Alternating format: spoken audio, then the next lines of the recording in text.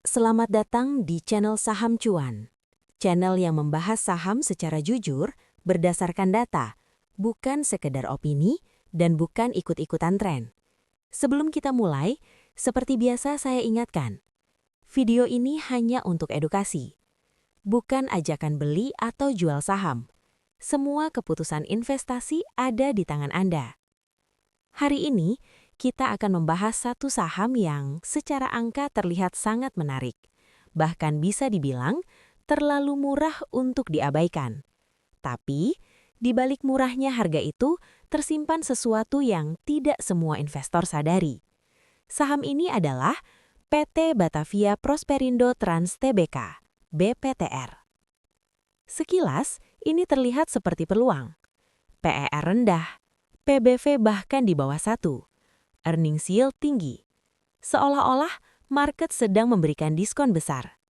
Tapi di pasar saham, yang terlihat murah tidak selalu berarti undervalued. Kadang, murah itu justru tanda ada risiko yang belum terlihat. Dan ketika kita masuk lebih dalam, kita mulai menemukan sesuatu yang menarik.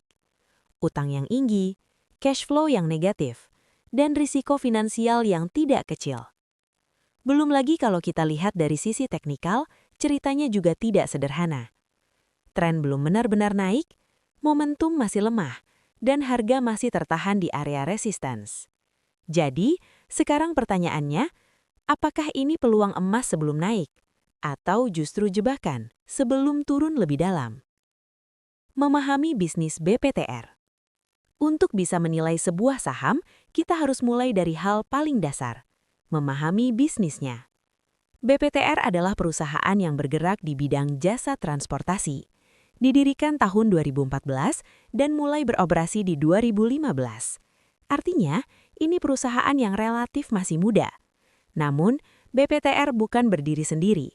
Perusahaan ini adalah bagian dari Batavia Group, sebuah grup yang sudah lebih dulu dikenal di industri jasa keuangan Indonesia. Dan ini penting, karena kita tidak hanya menilai BPTR, tapi juga ekosistem di belakangnya.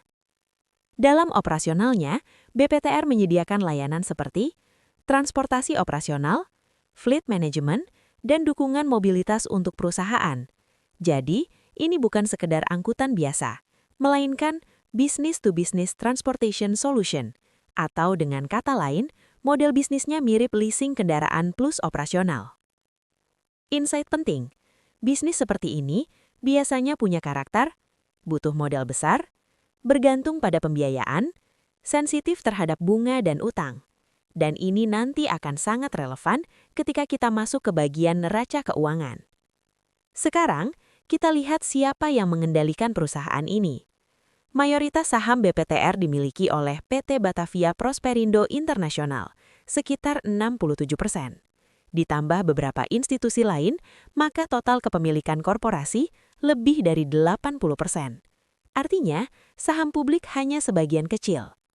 Apa artinya untuk investor? Ada dua sisi. Positif, kontrol perusahaan stabil. Arah bisnis lebih terarah. Negatif, likuiditas saham rendah. Pergerakan harga bisa tidak natural. Risiko dikendalikan pemain besar. Kesimpulannya, BPTR adalah saham dengan kontrol kuat oleh pemegang mayoritas. Dan ini penting, karena bisa mempengaruhi volatilitas harga, peluang entry dan exit. Sekarang, kita masuk ke bagian yang paling menarik, valuasi. Dan disinilah banyak investor mulai tertarik. Mari kita lihat angka utamanya. PER 7,79 kali, PBV 0,46 kali, price to sales 0,45 kali, earnings yield 12,84%. Apa artinya? PER di bawah 10, murah. PBV di bawah 1, sangat murah. Earnings yield tinggi, return menarik. Kalau dilihat sekilas, ini seperti saham diskon besar-besaran. Bahkan, PBV 0,46 artinya harga saham hanya setengah dari nilai buku. Secara teori, kalau perusahaan dilikuidasi, nilainya bisa lebih tinggi dari harga pasar. Tapi, sekarang kita harus berhenti sebentar, karena tidak semua yang murah itu menarik. Mari kita lihat metrik lain. EV on EBIT 12,51 kali. EV on EBITDA 5,37 kali. Kenapa ini penting? Karena EV memperhitungkan utang. Dan ketika EV naik tinggi, itu artinya ada beban utang besar di dalam perusahaan. Insight penting. BPTR terlihat murah di PEE dan PBV, tapi tidak terlalu murah di EV-based valuation. Artinya, murahnya harga saham mungkin karena risiko yang tinggi. Profitabilitas. Sekarang kita lihat apakah perusahaan ini benar-benar menghasilkan uang dengan baik. Margin BPTR 66%, operating margin 28%, net margin 12%. Ini bagus. Untuk sektor transportasi, ini termasuk margin yang sehat. Artinya, perusahaan bisa mengontrol biaya.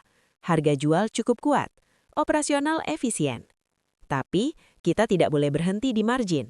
Kita harus lihat kualitas return. ROA 1,59%, ROE 5,93%, ROIC 5,43%. Ini rendah.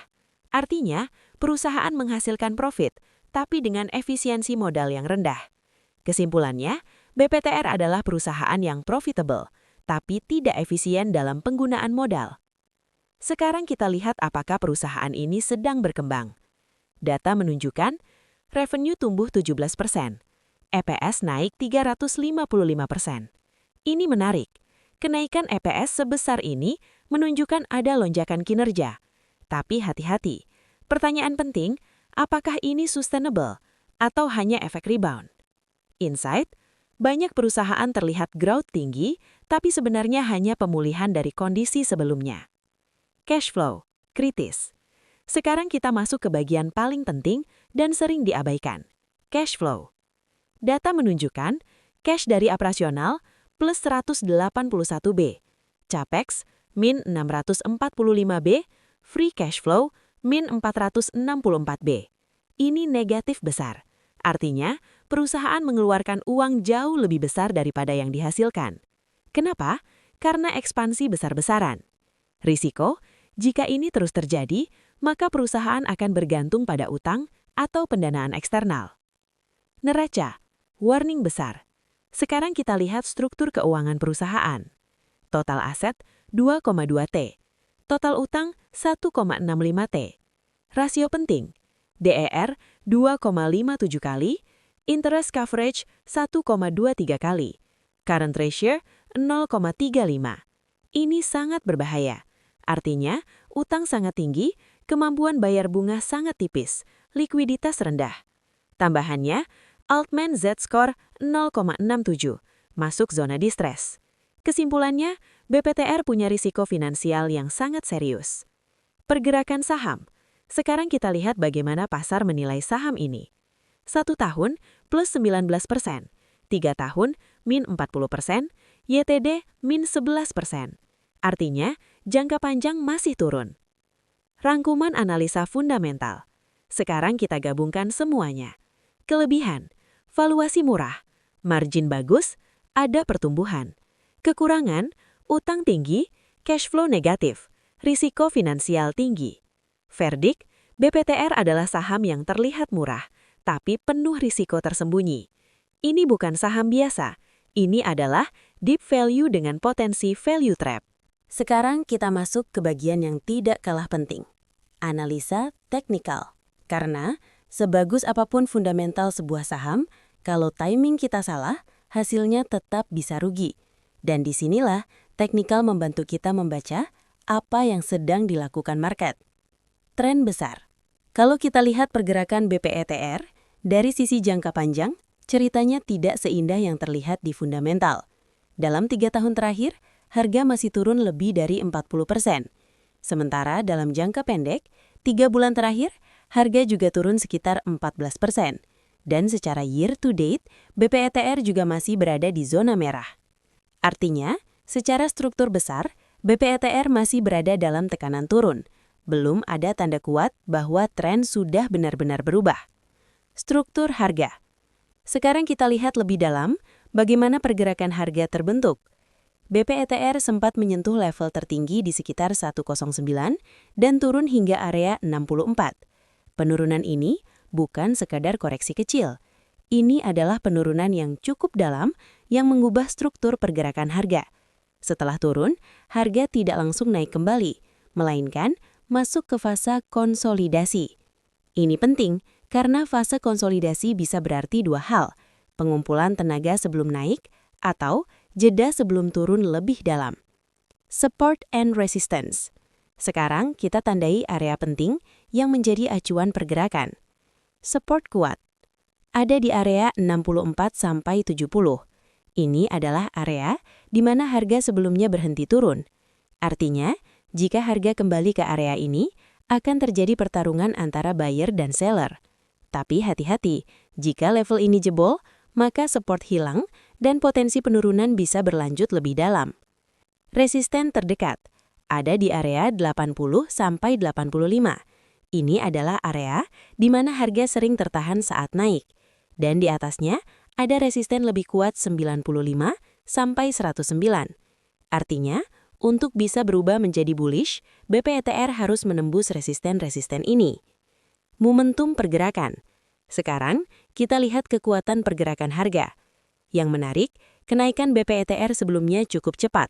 Namun, penurunannya terjadi perlahan tapi konsisten.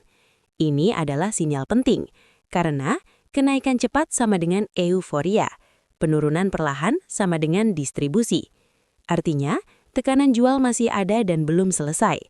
Selain itu, tidak terlihat adanya lonjakan volume besar yang biasanya menandakan akumulasi dari big player. Psikologi market.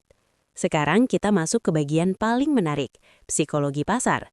Kenapa harga turun padahal secara valuasi terlihat murah? Jawabannya sederhana, market tidak hanya melihat angka, tapi juga risiko di balik angka tersebut. Dan dalam kasus BPETR, market melihat utang yang tinggi, cash flow negatif, risiko finansial. Jadi, harga yang turun ini bukan tanpa alasan. Ini adalah refleksi dari kekhawatiran investor. Skenario pergerakan. Sekarang kita bahas kemungkinan ke depan. Skenario bullish. Jika harga mampu menembus area 85, maka ada peluang naik ke 95 hingga 100. Ini bisa menjadi tanda awal bahwa tren mulai berubah. Skenario bearish, jika harga justru turun dan menembus 64, maka potensi turun lebih dalam terbuka dan downtrend bisa berlanjut. Skenario sideways, jika harga bergerak di antara 70-85, maka pasar sedang menunggu kepastian. Kesimpulan teknikal. Dari semua analisa ini, kita bisa tarik satu kesimpulan penting. BPETR saat ini belum menunjukkan sinyal bullish yang kuat. Tren belum berubah, momentum masih lemah dan tekanan jual masih terasa. Artinya, secara teknikal ini belum menjadi area ideal untuk entry agresif. Setelah kita bongkar semuanya, dari fundamental hingga teknikal, sekarang kita bisa melihat BPETR dengan lebih jelas. Di satu sisi, ini adalah saham yang terlihat murah, valuasinya menarik, dan ada tanda-tanda pertumbuhan. Tapi di sisi lain, risiko finansialnya tinggi, cash flow masih negatif, dan dari sisi teknikal belum ada konfirmasi naik.